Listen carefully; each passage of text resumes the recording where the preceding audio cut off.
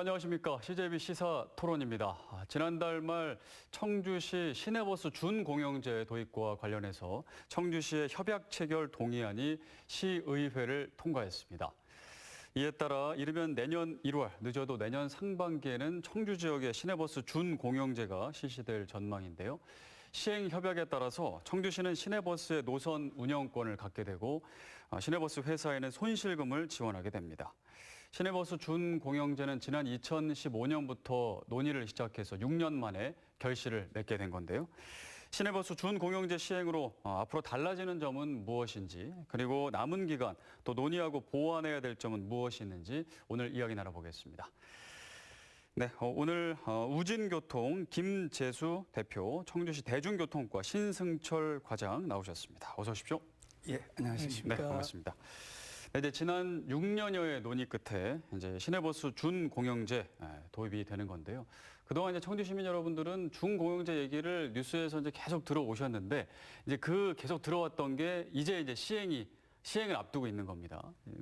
내년 1월이냐, 아니 내년 상반기에 실시된 전망인데 논의 과정에서 이제 계속 이제 저희도 그 뉴스에서 또 논의 과정의 어려움들 좀 뭔가 이렇게 진척이 됐다가 또 갑자기 진척이 안 됐다가 여러 어려움들이 있는 걸 저희도 봤는데요. 이제 시행을 앞두고 있습니다. 여러 가지 생각이 드실 것 같습니다. 어떤 마음이신지 좀 궁금한데 먼저 좀 대표님부터 한 말씀 해주시죠. 네. 1년 6개월 만에 논의가 사실상 이제 종지부를 찍고 시의회에서 통과가 됐습니다. 네. 내용을 생각하면 한두 가지 아쉬운 점도 있지만 특히 코로나 사태를 맞이해서 매우 급변하는 이 대중교통 정책 또 경제의 여건 이런 걸 생각한다면 비록 1년 6개월이지만 이번에 충분히 합의하고 또 시의회에 통과된 걸 환영하고요. 또 청주의 미래 발전을 위해서도 아주 다행이라고 생각합니다. 특히 저희 우진교통은 이번 합의안을 전체 구성원들의 찬반 투표로 결정을 했는데 찬성률이 역대 최고치인 95%를 넘겨서 찬성했다는 건 그만큼 준공영제에 대한 열망이 크지 않았나 이렇게 바라보고 있습니다. 네. 과장님도 한 말씀 해주시죠. 예. 저희 시에서 준공영제를 갖다 논의하기 시작한 게 2015년부터 했습니다. 네.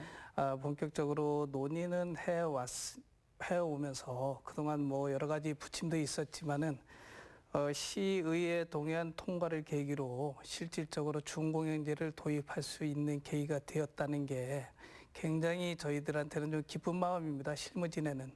왜냐하면 저희가 준공영제를 처음 접했을 때 준공영제가 무엇인지도 잘 모르면서 관련 논문을 찾아보고 준공영제 도시, 준공영제를 안 하는 도시 울산 같은 그리고 또 준공영제를 논의하다가 실패한 도시 이렇게 여러 군데를 다니면서 저희가 아젠다를 설정하고 이랬던 기억이 지금 새록새록 떠오릅니다. 네. 그래서 앞으로 좋은 그런 준공영제가 정착되기를 갖다 갈망하고 있습니다. 네. 저희도 이제 시민들도 이제 기대감을 갖고 있는데요. 그동안 이제 오래 논의에 오셔서 준공영제가 굉장히 친숙하시겠지만 일반 시민분들은 아직 준공영제라는 말이 조금 낯설 수도 있을 것 같거든요. 그래서 하나하나 좀 짚어봐야 될 텐데요. 시내버스 준공영제라는 건 일단 어떤 건지부터 조금 말씀을 해주시면 좋을 것 같습니다. 과장님 일단 먼저 얘기해 주시고 그리고 뭐 같은 얘기겠지만 사실 이제 대표님은 또 버스회사 입장에서도 또 한 말씀 해주시면 좋을 것 같아요. 먼저 과장님 얘기해 주시죠. 예, 버스 운영 체계를 얘기할 때 이제 대개 민영제, 공영제, 준공영제 이렇게 이야기하고 있습니다. 네. 민영제는 진짜 글자 그대로 회사에서 지금 운영하는 이 시스템을 갖다 민영제라고 하고요. 네. 공영제 같은 경우는 자치단체에서 공단이나 공사를 설립해가지고 직접 운영하는 시스템을 공영제라고 합니다. 네. 그리고 준공영제는 공영제의 장점인 공공성 확보와 그다음에 민영제의 장점이 효율성을 추구하는 데 핵심 목적이 있고요. 아무래도 준공영제가 도입되면은 청주시는 노선 운영권을 갖게 됨으로써 시민들의 대중교통 수요에 탄력적으로 대응할 수가 있습니다. 그리고 또한 회계감사권을 갖게 됨으로써 재정 지원의 투명성을 확보하는 그런 상황이 됩니다. 그래서 이렇게 되면 대중교통을 공급하는 안정적인 교통복지 차원이며 결국은 사람 중심의 교통체계 구축을 하고 이는 바로 청주시 대중교통 정책의 패러다임의 전환이다. 이렇게 정의할 수 있을 것 같습니다. 네. 자, 이제 대표님. 예. 지금 말씀하셨듯이 준공영제는 그 민영제와 공영제의 장점을 결합한 버스 운영 체계죠. 중간 형태군요. 예. 그런데 이걸 버스 업체 입장에서 보면 어쨌든 시내버스는 그 대중교통 체계로서 그 기능을 다하려면 정시성과 그리고 신속성, 편리성이 보장돼야 되는데 그러기 위해서는 많은 투자가 필요합니다. 그런데 시내버스 회사의 지금 운영 현황은 새로운 투자는커녕 생존 자체가 위험하게 되죠. 네. 따라서 이 준공영제를 한다는 건 버스업계에 배를 불린다 이런 차원이 아니라 아까 서두에 말씀드렸던 대중교통 체계의 본질적 장점을 구현하기 위한 하나의 수단이라고 볼 때 버스업계가 못하는 걸 지자체가 힘을 합해서 버스업체와 함께 새로운 대중교통 운영 체계를 구축해서 시민들에게 정시성과 편리성 그리고 신속한 서비스를 제공하는 그런 의미가 있다고 보겠습니다. 전국에서 보면은 버스 준 공영제를 시행하는 지역도 있고 안 하는 데도 있고 뭐 완전 공영제를 하는 데도 있고 그렇습니다. 그러면 청주에 버스 준 공영제가 필요하다고 생각을 해서 이제 합의를 하고 논의를 하고 이제 한 거잖아요. 네. 그럼 처음에 어떻게 이게 왜 필요하다고 생각을 하신 건가요? 그 버스 회사 입장에서 먼저 생각을 하신 건가요? 네. 저희가 2012년도 그러니까 8년 전이죠. 그때 청주형 준공영제 체제 를 구축하기 위한 제언이라고 해서 15페이지짜리 문서를 이렇게 저희가 보고서를 작성해서 시와 관계기관 또 시민사회단체에 저희가 제안을 합니다. 먼저 제안을 하셨군요. 예. 청주형 준공영제를 하지 않으면 네. 이후 청주의 도시 팽창과 인구의 증가 그리고 계속되는 대중교통의 수요의 저하 이런 것들을 고려해 볼 때 대중교통 체계가 심각히 위협받을 수 있다. 그래서 조속히 이제 준비하자라는 이제 제안을 2012년도에 이제 8년 전에 처음으로 하게 됩니다. 네. 그로부터 이제 지금까지 쭉 오면서 1차, 2차 회의를 거쳐서 저희가 볼 때는 나름대로 충분히 의미 있는 대중교통 체계를 저희가 이번에 선택하게 되지 않았나 이렇게 간단하게 말씀드리겠습니다. 처음에 이제 버스 회사에서 준 공영제를 이제 제안을 했을 때 청주시에서는 어떤 필요성에 공감을 하셨나요? 청주시에서도 나름대로 공감하는 부분이 많이 있었고요. 네. 공식적으로 추진을 하지 않고 또 논의의 장을 마련하지는 않았지만 내부적으로는 검토가 계속 있어 왔습니다. 있어 왔던 것이고 그리고 2014년, 15년에 와서 급속도로 청주시에서 적극적으로 추진하고 그리고 2018년에 또 더욱이 완벽한 이런 논의의 구조를 갖게 된 거는 저희가 청주시가 도시구 공간 구조가 팽창했음에도 불구하고 네. 시내버스 노선은 2006년에 만들어진 노선이었습니다. 그러다 보니까는 그 대중교통 수요에 적극적으로 대응을 못하고 있다. 그런 측면이 강했기 때문에 더 이상 준공영제를 미루지 말고 청주시에서 재정 지원을 하더라도 노선 운영권을 갖는 것이 좋겠다. 이렇게 정의 내리게 됐던 것입니다. 네, 그렇군요. 자, 그럼 이제 앞서 제가 이제 합의가 됐고 시행이 되는데 내년 1월, 늦어도 내년 상반기 이렇게 말씀을 드렸습니다. 결정이 아직 정확하게 안 됐나 봐요? 목표는 내년 1월 시행을 목표로 하고 있습니다. 합의가 됐는데 아직 정해야 되는 거 아닌가요? 어떤 문제가 남아 있나요? 저희가 일단은 이제 7월 달에는 협약 체결도 해야 되겠지만은 네. 저희가 조례를 정비를 해야 됩니다. 조례도 정비를 해야 되고 준공영제 또 관리기구도 설치를 해야 되고 준비할 점이 좀 있습니다. 네. 그 네. 부분에 대해서 이제 저희 버스업계 입장에서는 정상적이라면 내년 1월에 하는 것도 무방하다. 그러나 지금 코로나 사태로 인해서 대중교통의 생존 자체가 위협받는 이런 상황에서라면 더 심해졌잖아요. 가능한 내년 1월이 아니라 가능하다면 좀 앞으로 더 조기 일찍. 실현을 네. 조기 실행을 하는 것도 의미가 있다. 참고로 제주도 같은 경우는 네. 이 준공영제를 도 차원에서 도입하면서 도입 결정된 지 3개월 만에 이제 전격적 시행을 하게 되죠. 물론 시행을 하면서 시행착오를 겪고 보완을 하겠지만 저희 청주도 사실상 그런 진취적 자세가 필요하지 않을까 그렇게 저희 버섯계는 좀 기대하고 있습니다. 되도록이면 더 빨리 그렇습니다. 하면 좋겠다라는 네네. 입장이시군요. 자, 그 과정을 좀 한번 살펴보겠습니다. 이제 준공영제 논의가 이제 6년 만에 결실을 맺었다. 지난 2015년부터 이제 논의를 했다 이제 말씀해 주셨는데 좀 오래 걸린 편인 거죠? 네, 그렇게 오래 걸렸죠. 그렇죠. 그러면 이제 뭔가 합의를 어렵게 한 뭔가가 있다라는 거잖아요. 최대 쟁점은 어떤 거였나요? 아무래도 재정 지원액을 결정하는 부분이 표준 운송 원가에 있습니다. 네. 표준 운송 원가를 기준이 굉장히 중요했던 게 업계 입장에서는 그 기준을 유리하게 설정할수록 재정 지원액이 증가되고 네. 그리고 시 입장에서는 적절한 부분을 지원해야 된다는 그런 생각 때문에 그 표준 운송 원가 산정 기준을 적절한 부분을 시 나름대로 기준을 설정하고 그래서 양측의 의견이 맞지 않는 그런 상황에서 조율하는 과정이 좀 오래 걸렸고요. 네. 그다음에 다른 거를 또 찾는다면은 경영 합리화 방안을 논의할 때 친족 채용 부분에 대한 페널티를 적용하는 걸 논의했습니다. 네. 그 부분에서도 좀 시간이 오래 걸린 것 같습니다. 네, 그렇군요. 지금 이제 결국은 가장 핵심 논의의 어떤 합의든 핵심은 사실 돈이잖아요. 그죠? 그렇습니다. 그 핵심이 표준 운송 원가인데 지금 살짝 말씀해 주셨는데 조금 더 쉬운 설명이 들어가야 될 것 같습니다. 네. 좀 더, 예. 저는 조금 그 의견을 달리하는 부분이 있는 거는 네네.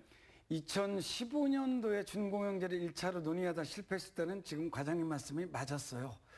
그러나 이제 2차에서 2019년부터 다시 새롭게 논의에 들어가면서는 1차 때 실패한 교훈을 저희들이 충분히 고려해서 그 이익 분쟁의 이 갈등을 줄이고자 노력을 했고요.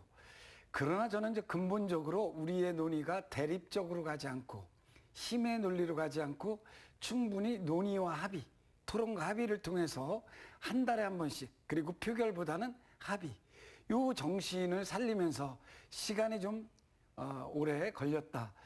물론 이익의 갈등도 있었지만 저는 더 근본적인 거는 버스업계에 대한 이해의 차이가 사실 더 컸다. 그래서 돌이켜보면 1년 6개월 동안 자질구레한 이익에 대한 갈등은 있었지만 이게 결정적이지는 않았다. 네. 저는 이제 보고 있습니다.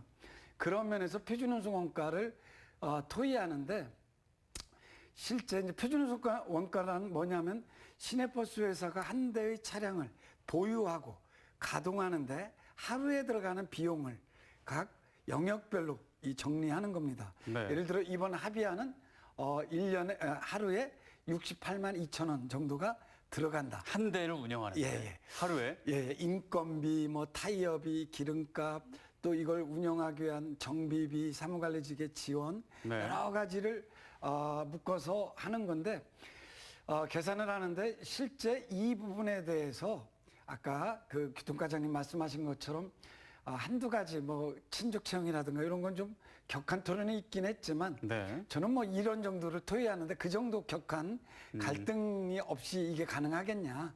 오히려 슬기롭게 합의의 정신을 서로가 잘 살려서 1년 6개월 만이라도 이렇게 합의됐다는 게 저는 사실 굉장히 다행으로 이렇게 생각합니다. 네, 이 정도 뭐 격렬한 토론이 있을 수 있는 거고 이렇게 합의된 게 다행이다 이렇게 보시는 것 같습니다. 그럼 이제 다 합의가 된 건가요? 더 이상 이제 합의할 건 없는 건가요? 이제 시행만 하면 되는 건가요? 예, 지금 저희가 논의의 장에 올려놓은 사항은 완벽하게 합의가 됐고요. 네. 그다음에 이제 앞으로 시행하는 과정에서 또는 협약 체결 전이라도 좀 더 나은 방향으로 논의할 부분이 생기면은 그 부분은 또 추가로 논의를 하고 우리 김재수 대표님께서 말씀하셨듯이 네. 계속적으로 합의의 정신을 가지고서 그러니까 꾸준히 진실성을 가지고 논의하면은 또 좋은 결과가 나올지 않을까 생각하고 있습니다. 네. 그 이제 표준 운송 원가에 대해서 얘기해 주셨어요. 한 대를 유지하는 데 들어가는 비용, 그거를 정확하게 산정을 해야 시에서 얼마를 보조해 주는지 결정을 할 거 아닙니까? 근데 버스 회사에서는 그 운송 원가를 당연히 높게 받고 싶겠고 시에서는 뭐 더 낮게 받기보다는 정확하게 받고 싶겠죠. 네. 그래서 그걸 조정하는 게 어려웠을 텐데 이제 그게 결정이 된 거고요. 그러면 시에서 청주시에는 버스 회사가 제가 알고 있기로는 6개가 있는 걸로 알고 있는데 네네네. 그 전체 6개 회사에 시에서는 얼마를 보조해 주는 건가요? 어떤 부분에 있어가지고 지원금 전체적으로 봤을 때요? 중공영제가 도입되게 네, 되면은 도입되게 되면요. 중공영제가 도입되게 되면은 지금 시에서 계산하고 있는 거는 일단 2018년 데이터를 기준으로 했을 때 네. 초기 2021년에 만약에 시행한다고 보면 저희가 351억 원을 갖다가 예상을 하고 있습니다. 그러나 이것은 2018년 데이터를 기준으로 한 그런 추정치고요. 2019년 데이터가 또 있기 때문에 그걸 또 가지고 재산정을 하고 그리고 지금 코로나19 사태로 이용객이 좀 많이 감소가 됐습니다. 네네. 아무래도 이용객이 감소되면 운송 수익금이 감소가 많기 때문에 그렇죠. 그렇게 되면은 재정 지원액은 증가한다. 그렇게 보시면 될 것 같습니다. 네. 자, 이제 도입되는 과정을 좀 살펴봤고요. 사실은 시민 여러분들께서는 도입되는 과정도 뭐 알 필요가 있지만 도입이 되면 이제 무엇이 바뀔지가 사실 더 이제 궁금하실 텐데요. 일단은 시에서 시내버스 노선의 이제 신설이나 개편의 권한을 가지게 된다고 들었습니다.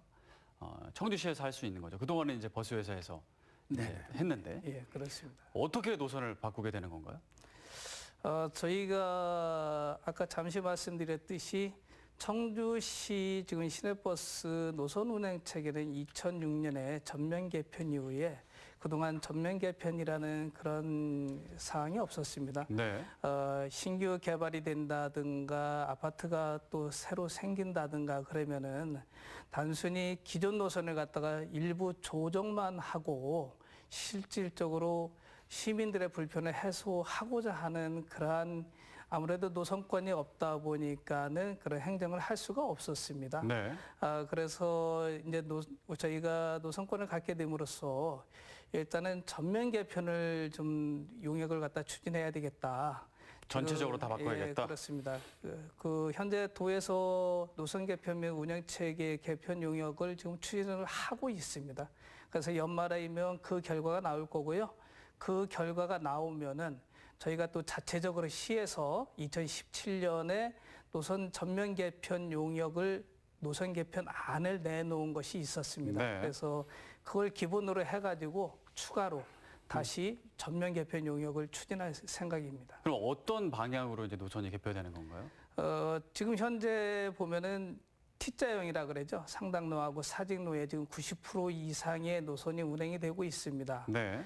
그런 부분을 갖다가 실질적으로 그 이용 패턴을 분석해가지고 과연 이 T자형인 상당로, 사직로에만 몰려 있느냐, 아니면 새로운 이동 패턴이 생겼느냐 이런 걸 갖다 좀 금년에 하차 태그제를 의무제를 도입할 예정인데 네. 그 하차 태그제가 의무제화가 되면은 그러한 이동 패턴의 분석이 가능합니다. 그런 빅데이터를 갖다 기준으로 해가지고 진짜 청주 시민들의 생활 패턴에 맞는 그런 노선을 개편하고자 합니다. 네.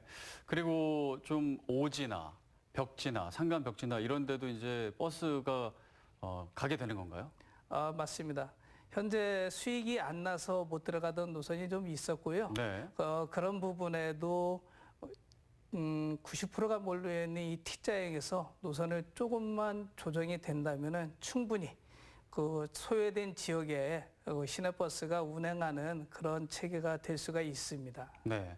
그러니까 어쨌든 그 시민 입장에서는 청주 그 버스가 좀 곳곳에 촘촘히 많이 다니면 사실 저도 자가용을 타고 다니지만 자가용을 안 타고 싶은 마음이 있거든요. 시내버스만 촘촘히만 돼 있으면 굳이 안 타게 되면 안 타면 좋은 거니까요. 그렇게 됐으면 좋겠네요. 네. 그럼 노선 짤 때 회사는 뭐 전혀 관여를 안 하는 건가요? 일단 노선권은 네. 저희들이 이번 체결 정신을 보면 그 시에 있습니다. 네. 그러나 그 의견 제시할 수 시의 있겠죠. 전문가들이 네. 그것을 한다 하더라도 네네. 가장 그 노선을 잘 아는 분들은 실제 그 노선에서 운행하는 또 승무직 기사이기도 합니다. 네. 버스 노동자들 그리고 또 시내버스를 이용하고자 하는 승객의 이제 욕구 이런 것들이 저는 시가 할 때 충분히 의견을 수렴해서 할 것으로 이렇게 판단하고 있습니다. 같이 이제 논의의 장에 같이 의견을 수렴하는데 권한은 시에 있다라는 네네. 거군요. 네. 자, 이제 내년에 이제 시행하게 될 경우에는 지금 현재 뭐 특별시나 광역시에서는 준공영제를 시행하는 데가 많습니다. 그런데 기초자치단체에서는 이제 청주시가 전국 처음인데요. 그런데 이제 이미 실시되고 있는 도시가 있기 때문에 만약에 없으면 그런 장단점이나 부작용 이런 것들이 안 나왔을 텐데 현재 실시되고 있는 곳이 있기 때문에 여러 이제 뭐 부작용들 얘기도 많이 나오고 있어요. 문제점들도 나오고 있는데 이제 그 중에서 좀 역시 그 아까도 이제 말씀드렸지만 돈 얘기를 아직 안 할 수가 없어요. 지원금의 이제 규모가 다른 지역도 매년 처음에 시작할 때보다 매년 크게 늘고 있다. 물론 물가도 인상이 되긴 하지만 그게 이제 물가보다 더 많이 늘고 있어서 좀 그거에 대한 비판 그 시각이 많더라고요. 이 부분에 대해서는 대비책을 다 이제 논의하셨겠죠? 어떤 대비책이 있으실까요? 예, 아무래도 그 부분은 이제 도덕성 부분도 있고 네. 그랬었는데요. 금전적인 부분으로 그 상승한 요인을 살펴보면은 2004년에 서울을 시작으로 준공연제가 도입되면서 기존에 안 하던 무료 환승 할인 혜택을 확대하는 그런 정책이 같이 따라갔습니다. 그러다 보니까는 운송 수익이 그만큼 줄어든 만큼 시의 재정으로 더욱 그 부분을 보존하면서 급격한 증가가 따라간 그런 요인이 많고요. 네. 최근에는 아무래도 이제 이용 승객 감소라든가 그리고 표준 운송 원가가 상승을 하는 게 이제 재정 지원 증가에 큰 요인이 되는데 최근 상승률을 보면은 그렇게 크지가 않더라. 확실히 초기의 상승률이 좀 높았다는 걸 알 수가 있고요. 우리 청주시 같은 경우 저희 시에서 급격한 재정 상승이 없다는 것을 계속 얘기를 하고 있는 게 저희 청주시는 2005년에 무료 환승이라는 제도를 도입을 했고 네. 준공영제가 되기 전에도 벌써 급격한 상승을 3차례 정도 겪은 바 있습니다. 네. 그 이유 중에 하나가 역시 할인 제도의 확대에 따른 그 상황이었고요.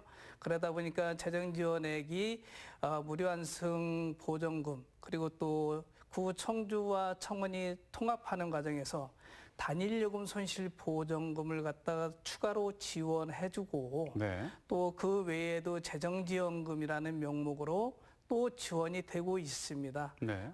이런 돈이면은 이 정도 그 재정지원 규모면은 저희가 351억을 아까 얘기할 때 네. 그거는 지금 작년 11월에 41대가 증차가 돼서 351억 원을 얘기하는 거지. 네. 증차된 대수를 제외하면은 기존의 재정 지원 되던 그런 예산액하고 크게 벗어나지 않는다. 그렇게 저희가 분석하고 있습니다. 현재 계획상이라면 충분히 감당할 수 있는 수준이다. 그렇습니다. 네, 그렇군요. 근데 이제 또 이 준공영제를 보는 여러 시각 중에 하나가 아까도 잠깐 얘기해 주셨지만 결국 세금으로 시내버스 회사에 적자를 보전해주는 그런 정책 아니냐 뭐 이런 시각이 있습니다. 뭐 이런 비판이 많습니다. 네, 할 말 많으실 것 같습니다. 네. 네. 정말로 그건 오판이고 네. 잘못된 정보에 기초했고요.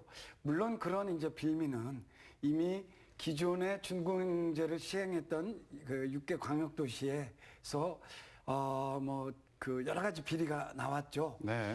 그러나 그 부분을 청주 이번 준공영제 합의안에서는 충분히 발생할 수 있는 가능성을 거의 봉쇄하다시피 네. 그 여지를 남겨두지 않았습니다. 그럼에도 불구하고 시내버스 준공영제에 들어가는 예산은 증대하지 않을 건가? 저는 시의 의견과는 좀 완전히 다릅니다. 네. 저는 뭐 그 준공영제라면 반드시 준공영제와 관련된 예산은 매우 큰 폭으로 상승할 것이다라고 보는 겁니다. 그 얘기는 아까 처음으로 들어가면 준공영제를 하는 이유는 대중교통 체계가 본인 그 대중교통의 특성, 즉 정시성과 신속성과 편리성에 맞는 이 시스템으로서의 구실을 못하니까 네. 시가 오는 거예요. 그러면 시가 함께 이거를 하려면 왜 그동안 이게 작동이 안 됐을까?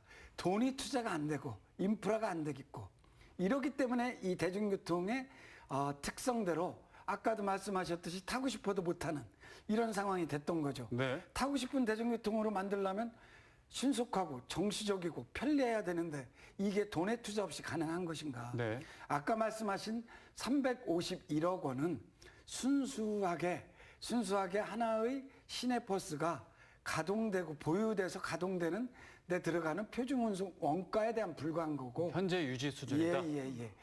이 현재의 대중교통 체계가 발전되고 개선되려면 더 들어갈 수밖에 훨씬 들어갈 수밖에 없다는 거죠. 아까 노선 개편 말씀하셨어요. 네네. 오지노선 들어가야죠. 버스 업계는 민영체제에서는 돈이 안 되니까 안 들어가요.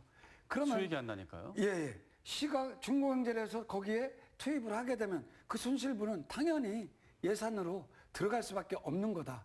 그래서 저는 첫째 의견이 다른 건 예산이 표준운송원가 이외에 인프라 구축이나 심지어 노선 개편하는 데만 해도 굉장한 예산이 들어갈 텐데 이 예산이 들어가는 걸 저는 시민들에게 공감하고 설득해야 된다.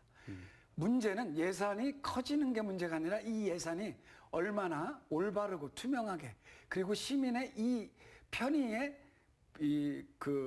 기여하는가 이런 효율성의 문제를 가지고 접근해야 된다.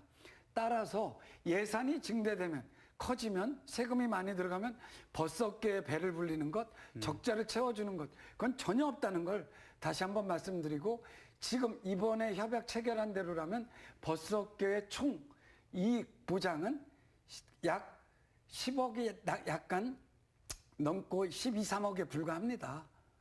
그런데 예산은 훨씬 기하급수적으로 늘 거다. 네. 그래서 저는 이제 청주시의 고민도 알지만 그래서 너무 돈에 대해서 걱정하시니까 안심시키는 건 좋은데 올바른 정보를 제공할 수도 필요가 있다. 한 가지 더 말씀을 드리면 예를 들어 그런 거예요. 준공영제를 지금 하고 있는 대전 네. 같은 경우 돈이 안 든다 하는데 막 돈이 들어가요. 아까도 청주시 교통과장의 말씀처럼 코로나 사태가 되면 돈이 더 들어간다. 돈이 더 들어가요. 그래서 대전시는 어떤 걸 하냐? 감차 정책을 펴요.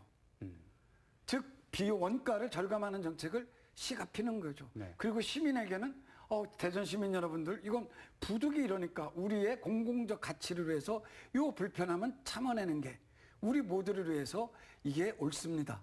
라고 저는 올바른 정보를 제공해 주는 것. 즉 비용이 때로는 청주시가 아끼는 게 옳다면 시민들도 불편을 감수할 수 있고 청주시가 세금을 늘리고 예산을 늘려서 시민들에게 친절 서비스와 교통복지를 제공한다면 네. 당연히 시민들도 그 예산이 증대되는 걸 이해할 수 있게 이러한 소통의 과정이 필요하다. 이 말씀입니다. 서비스 질이 올라가려면 필연적으로 지원금이 올라갈 수밖에 없다. 그걸 인정하고 설득을 해야 된다는 말씀이신데요. 네. 예, 그 부분에 대해서 저는 좀 생각이 틀린 부분이 있습니다. 네. 왜냐하면은 지금 말씀하신 이 인프라 이 기반 시설 부분이나 아니면 노선 개편 부분은 청주시 입장에서는 준공영제가 아니더라도 당연히 해야 될 부분입니다. 시내버스가 공공재로서 가지는 가치 때문에 시민들의 불편 해소를 위해서라면은 그런 인프라 기반 시설이나 이런 건 먼저 투자가 돼야 되는 거고요. 예를 들면은 울산광역시 같은 경우가 준공영제를 추진을 안 하고 있습니다. 네. 그렇지만 그쪽은 참 공영차고지가 잘 돼 있습니다. 그래서 저희 청주시에서도 실제 지금 그 북부권 환승센터에 공영차고지를 갖다가 지금 1차 조성 중에 있고요. 그다음에 노선 개편 부분도 2017년에 뭐 실패는 했지만은 용역을 추진하면서 노선을 개편하고자 하는 그런 투자를 해왔습니다. 그래서 그런 준공영제하고 관련 없이 그 공공재적인 부분의 성격을 가진 그런 행정에 대해서는 미리 추진하고 있었다. 다만 지금 이제 코로나 사태에 있어서의 감해 부분, 이 부분에 대해서는 지금 뭐 김재수 대표님 말씀에 굉장히 공감하고, 네. 그리고 중공영제 도시들도 초기에는 다 감해 운행이 시작됐다는 걸 갖다 저희도 알고 있습니다. 그리고 중공영제가 시작되더라도 시민들이 원하는 그런 100%에 맞는 그런 교통행정을 추진할 수 없다는 그런 현실적인 문제점이 있다는 것을 말씀드리겠습니다. 네. 여기서 한 가지 이제 반론은 아닌데요. 저희가 꼭 알아야 될 게 어쨌든 세금과 예산의 증대는 단순히 버스업체에 배를 불리고 이러한 경제 논리 이런 게 전혀 아니고요. 네. 교통복지를 얼마나 충실하게 할 건가. 저는 이 관점을 왜 계속 주장을 하냐면 잘못하면 청주시가 중공영제를 하고서 굉장한 비판에 저는 봉착할 거라고 봅니다. 네. 주변에서 아니 돈이 이것밖에 안 든다고 했는데 왜 이렇게 많이 드냐. 저는 이러한 논리가 청주시에 오히려 미래지향적인 대중교통 체계 구축에 거꾸로 장애가 될 거다. 이제 이렇게 보는 거죠. 예를 들어 대중교통 체계는 수요가 있는 곳에 모두 들어가는 게 대중교통 체계가 아닙니다. 노선 버스의 그 수요의 가장 보편적 선, 점과 점을 잇는 그 선에 사람들이 나오는 거죠. 그래서 그걸 타는 거지 택시처럼 수요가 있다고 들어가는 게 아닌 거죠. 그런데 저는 준공영제의 과도한 기대가 네. 마치 수요의 모든 것이 따라가는 이거와 예산이 들어가는 것과 이 대립되는 관계를 제대로 이해 못하면 정말 나중에 청주시가 굉장히 곤욕을 치를 수 있겠다.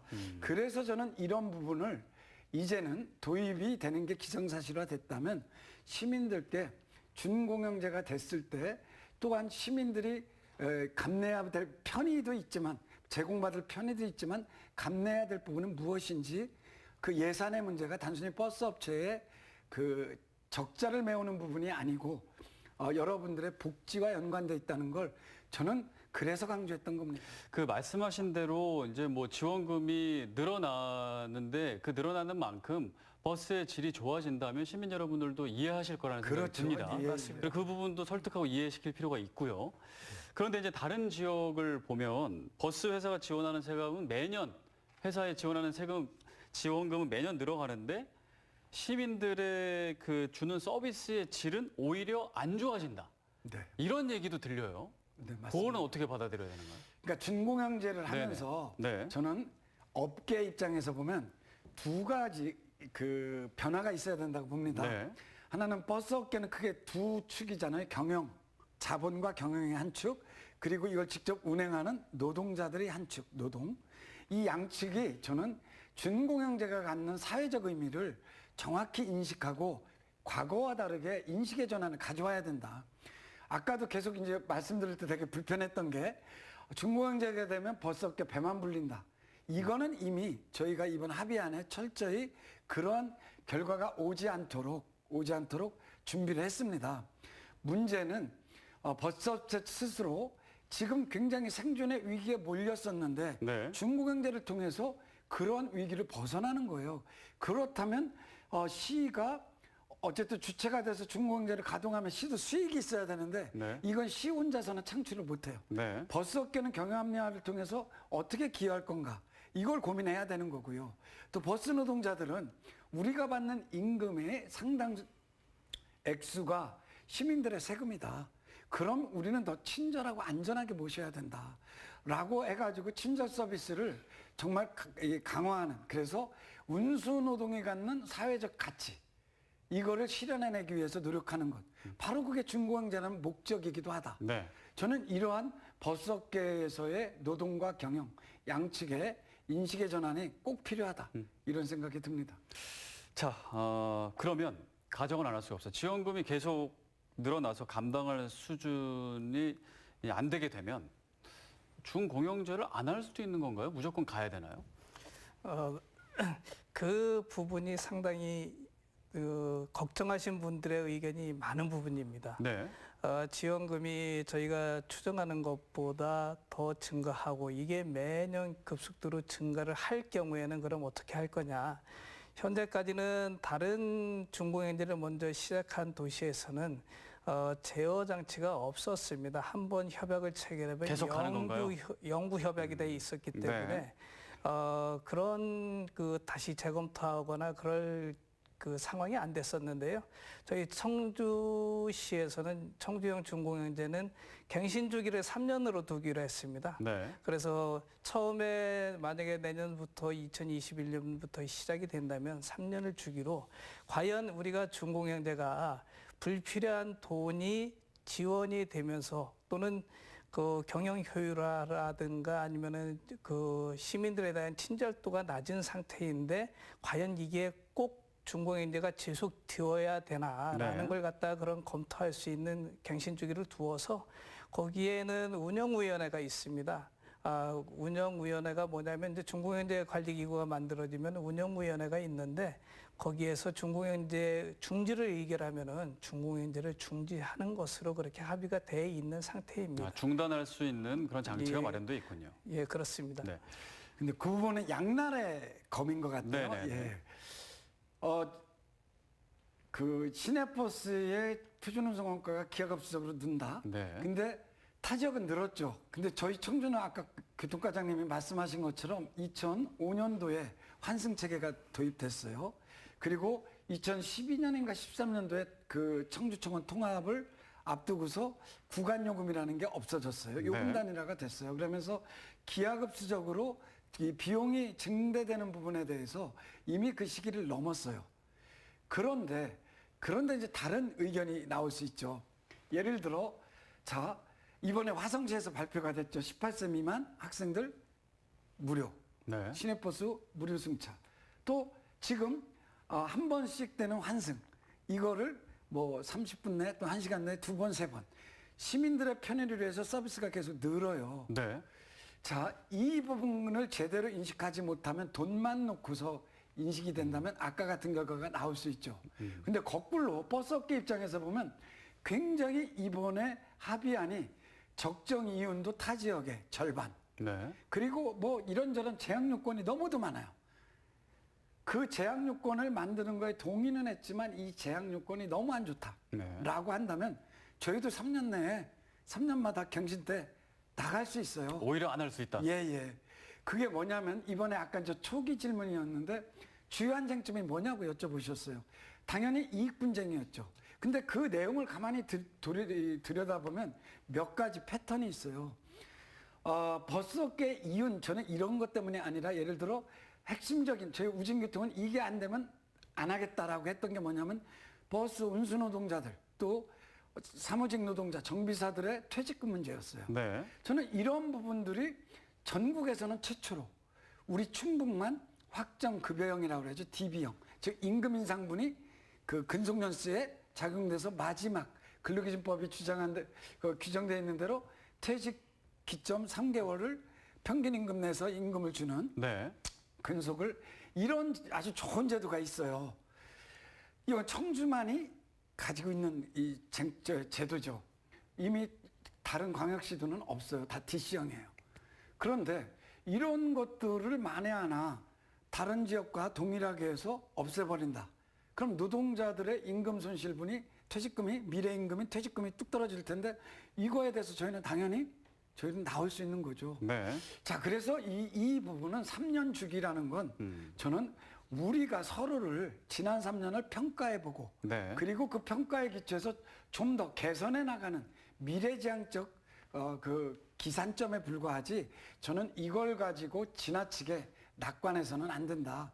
오히려 3년에 한 번씩 우리를 돌이켜보고 부족한 부분을 채워나가는 계기로 삼아야 된다. 그래서 준공영제를 자꾸 돈의 상승 그리고 이건 곧 버스업계의 그 과도한 또는 비도덕적인 어떤 돈의 축적. 저는 이러한 시각으로 모든 이 우리의 시스템을 바라보는 거에 대해서 정말 우려가 너무 큽니다. 왜냐하면 이 우려는 나중에 다 시로 간다. 그래서 1년에 몇 번씩 꼭 청주시가 준공영제 관련돼서 돈을 어떻게 과도하게 가고 막 이런 거 보면서 시가 가지고 있는 대중교통의 철학을 정책으로 구현하는데 오히려 장애가 되지 않을까. 그래서 저는 오늘 이 토론회에서 계속 이 돈에 대한 관점, 준공영제에서의 비용에 대한 관점을 그야말로 생산적으로 이해하지 않으면 안 된다. 이걸 주장하는 겁니다. 그 버스회사 입장에서도 지원금이 매년 늘어난다는 거는 버스회사 입장에서도 부담이 될 것 같아요. 당연하죠. 예. 여론이 악화되고. 그럼요. 예. 그러면 오히려 늘어나지 않기 위해서 서비스의 질을 개선하지 않는다거나 더 수동적으로 바뀔 수도 있겠네요. 그죠? 네네. 그래서 이제 어쩔 수 없이 어떤 질을 개선하고 운전기사분들의 어떤 그런 여건들을 개선하기 위해서는 늘어날 수 있는 부분을 인정해야 된다고 계속 이제 얘기를 하고 계시는 것 같아요. 네네. 네, 어떻게 생각하십니까? 네, 그 부분을 인정하기 때문에 저희가 근속가산율을 표준운송원가에 반영을 했던 것이고요. 다만 앞으로는 안정적인 급여를 제공받는 그런 운수 종사자로서 시민의 세금이 일단은 투입이 된다는 점. 그렇다면 친절 서비스나 이런 부분에 있어 가지고 굉장히 강화가 돼야 되고요.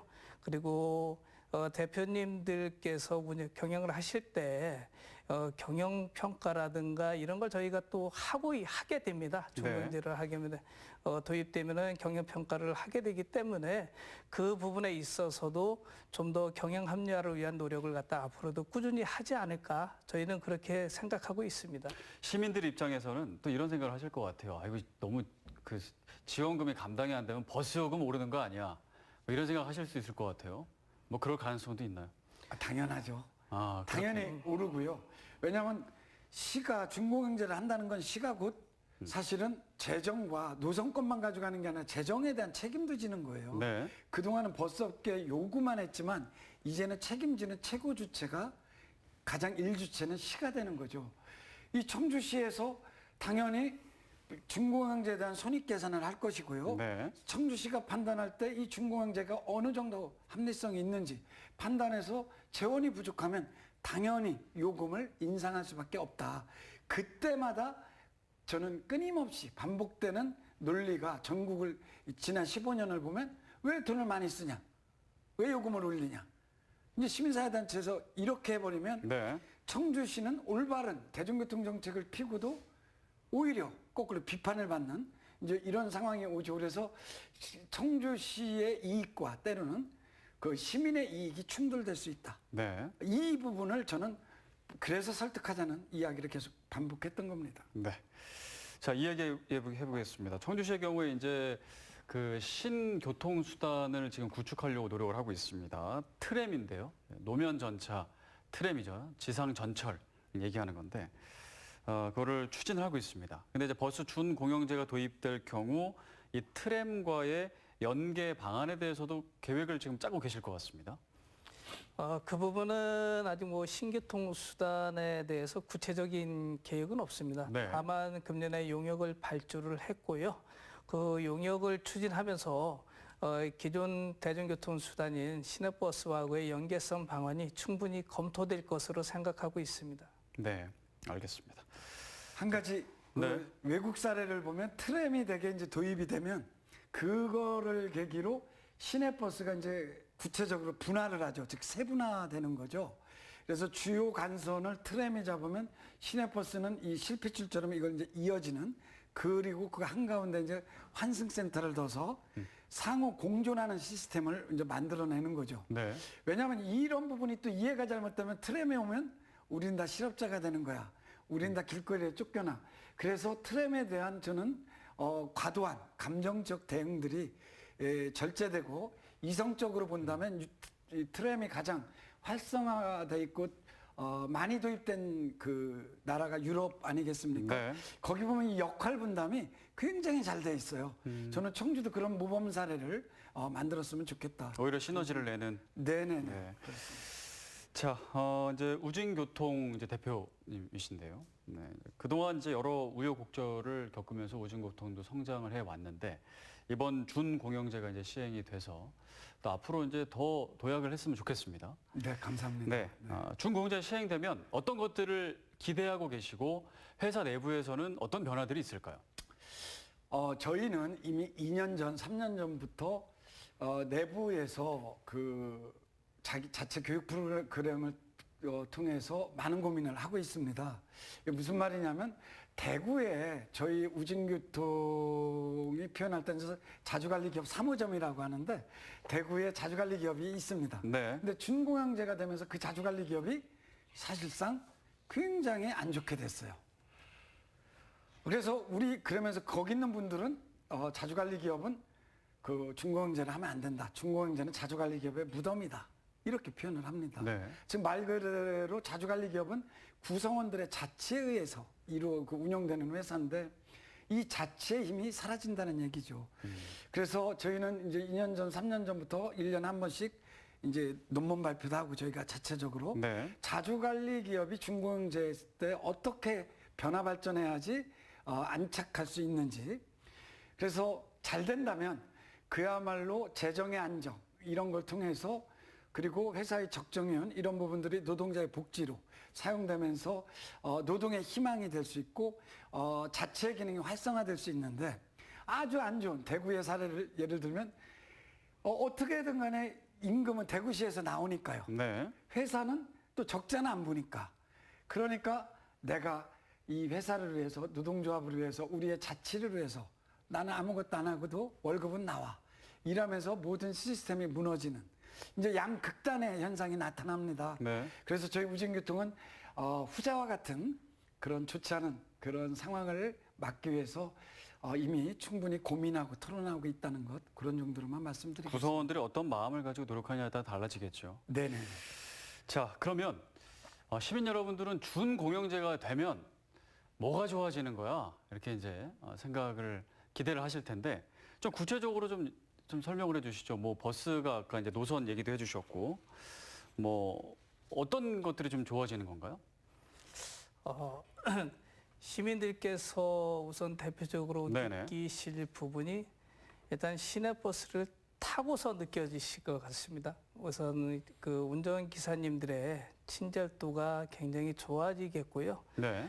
운전 습관이 바뀌게 될 겁니다. 왜냐하면 지금 현재 급가속, 급발진, 급정차 이런 부분 때문에 노선 끼어들기 이런 걸로 굉장히 불편하심을 호소하시는 그런 시민들이 많습니다.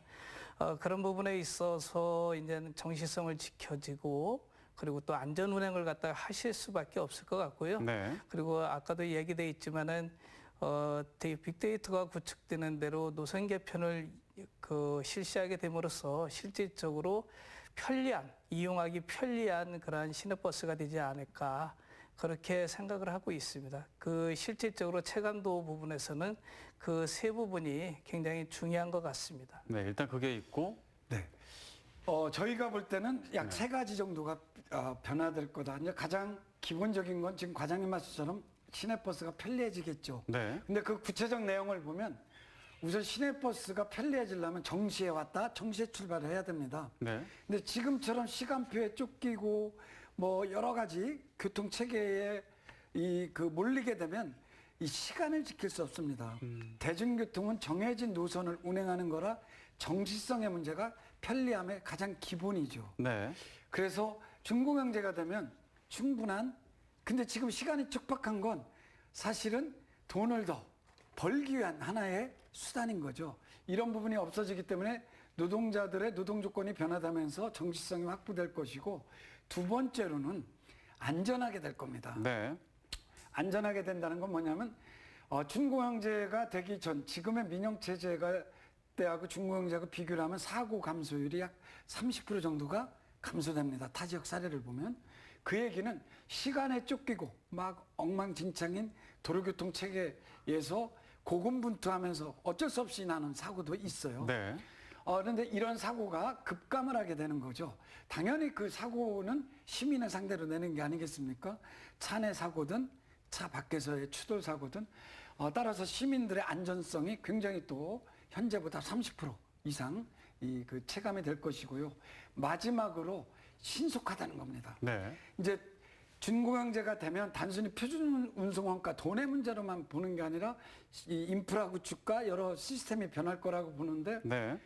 예를 들어 시내버스가 가는데 막 옆에서 자가용이 끼어들게 하고 시내버스 정류장을 가보시면 뭐 정류장에 버스를 못 댈 정도로 다 승용차가 이미 점령을 하고 있어요. 네, 운전 실력이 좀 있어야 돼요. 그렇습니다. 네. 그래서 칼치기니 뭐니 별 얘기가 다 나오는데 이런 게 다 막 그 이제 금지되고 시내버스 자체가 하나의 움직이는 이제 그 뭐 감시 네트워크가 되면서 그런 이제 교통의 질서 이런 것들이 안정화되고 그러면서 속도가 제속도를 내기 시작하니까 매우 신속하게 됩니다.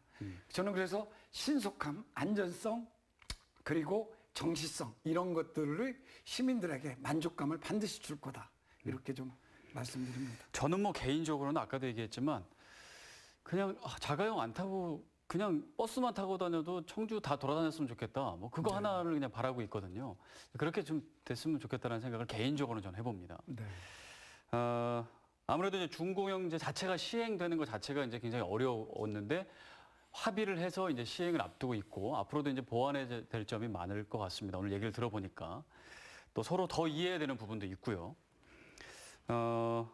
이제 시민들 입장에서는 계속 잘 운영이 되면서 시민들도 버스를 탈 때 더욱더 편리해지고 그래서 이제 또 버스 회사도 또 앞으로 더 잘 되고요. 그러기를 원합니다. 그럼 사후 관리가 중요할 텐데 그런 사후 관리를 위해서 어떤 관리 기구를 둔다고요. 청주시 산하에. 그 기구의 역할은 어떤 건지 좀 설명을 해 주시죠. 준공영제 관리기구를 말씀하시는데요. 네. 이 준공영제 관리기구는 지금 다른 자치단체에는 좀 없는 그런 상황입니다. 네. 왜냐하면은 기존에 그 수익금 공동관리위원이라는 체계로 인해 가지고 버스 사업 조합 내에 들어가 있었고요.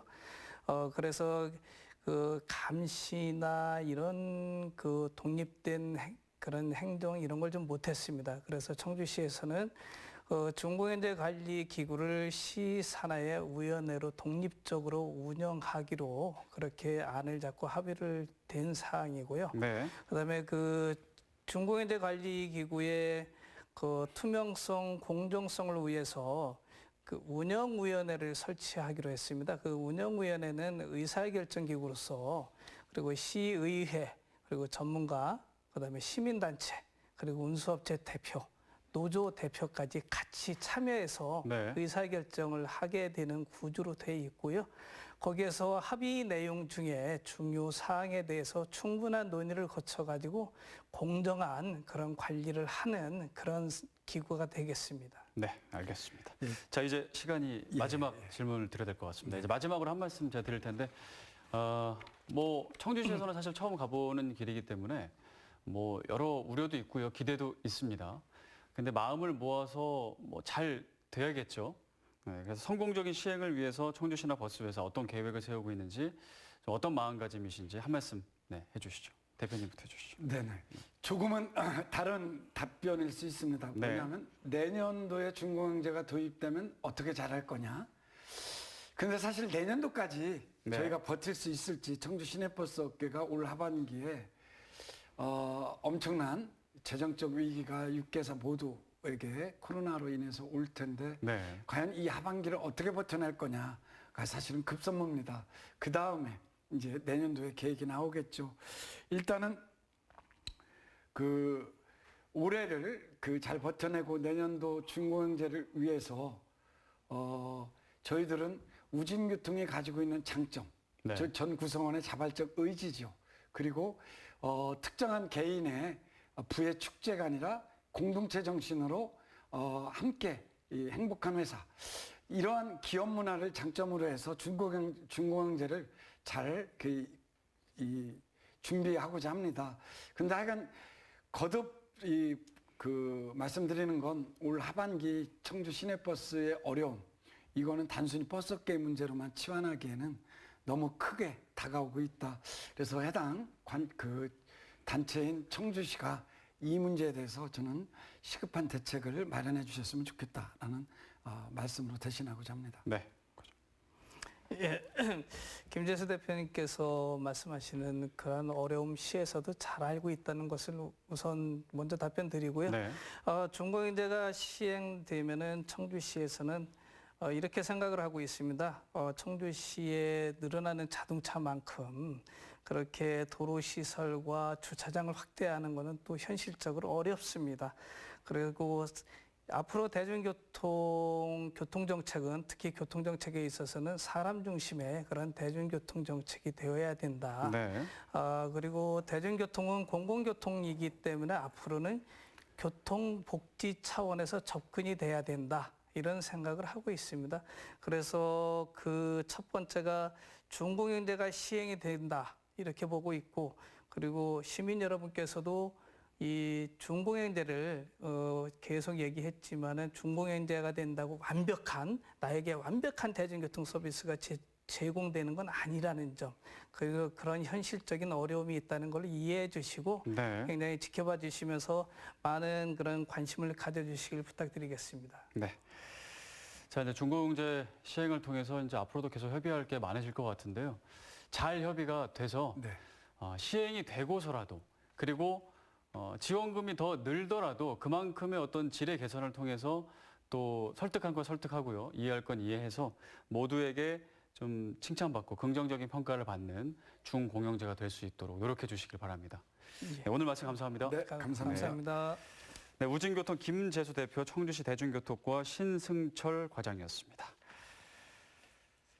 네, CJB 시사토론 오늘 여기서 마무리하겠습니다. 함께해 주신 여러분 고맙습니다.